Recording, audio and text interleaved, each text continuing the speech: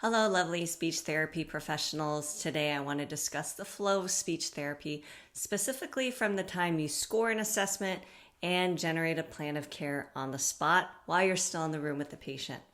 When I say flow, I mean that there are certain steps that happen in a certain order with all patients, regardless of their diagnosis, severity, the setting you work in, or even your experience level. In this video, we will continue this process by talking about how to score an assessment, make a general diagnosis, and recommend a plan of care, all while you're still in the room with your patient. Let's get started. In a previous video, I discussed how to assess and screen your patient. At this point, you're still in the room with your patient, and they're probably wondering how they did. And if you're in an inpatient setting or in home health, you'll likely be expected to score, diagnose, and generate a general plan of care all within a few minutes after assessing. So this is a point where graduate student me would be internally panicking, but there's no need for you to do the same. First of all, thank your patient for their work. This helps build rapport and usually makes them feel good. Then start scoring. Let your patient know that you're going to review their assessment for a minute. While you're still in the patient's room, you could keep the scoring broad.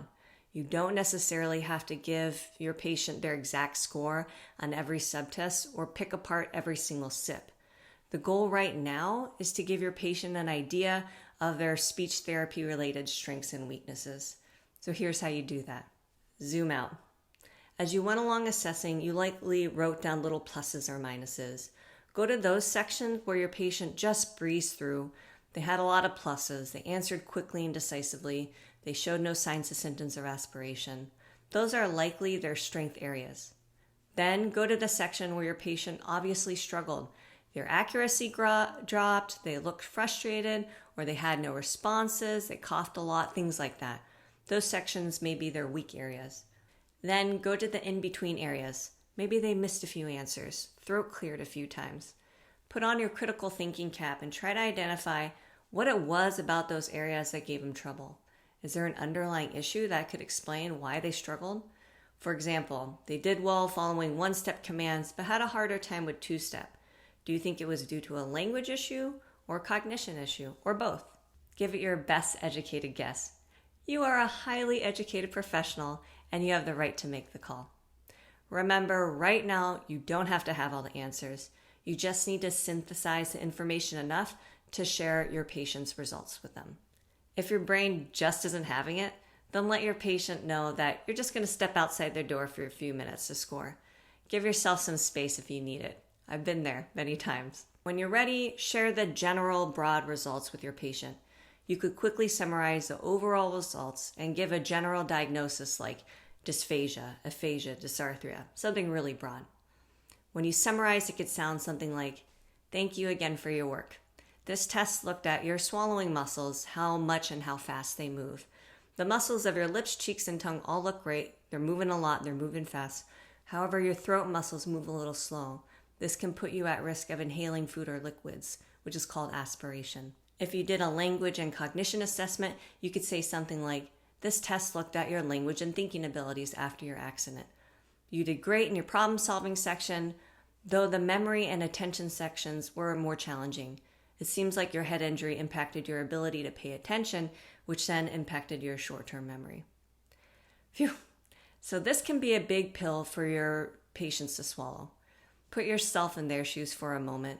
They're likely away from home, already been examined by a team of other healthcare professionals, most of whom are younger than them and giving them all sorts of diagnoses and advice. And now yet another professional is telling them their swallowing or thinking has changed. So give them a moment to let what you said sink in and gently swoop in with the results, what they mean, and what they could do about it. In other words, recommend speech therapy or not, and give a broad idea of what speech therapy can look like. For example, you could say, "Your throat muscles are slow, which puts you at risk for aspiration.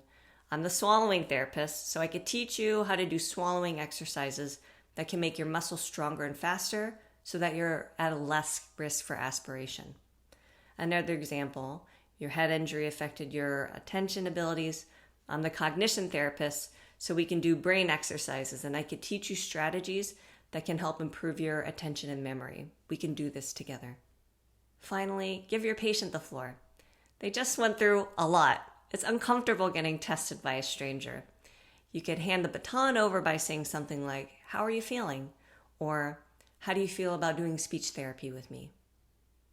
Well, that's it for this video. I hope it can add value to your practice. In the next video, we'll discuss how to prioritize goal areas if your patient has more than one issue going on, and how to discuss more generally what to expect from speech therapy. Until then, check out adultspeechtherapy.co for free articles and PDFs. I'm Chung Brewer. I'll see you next time.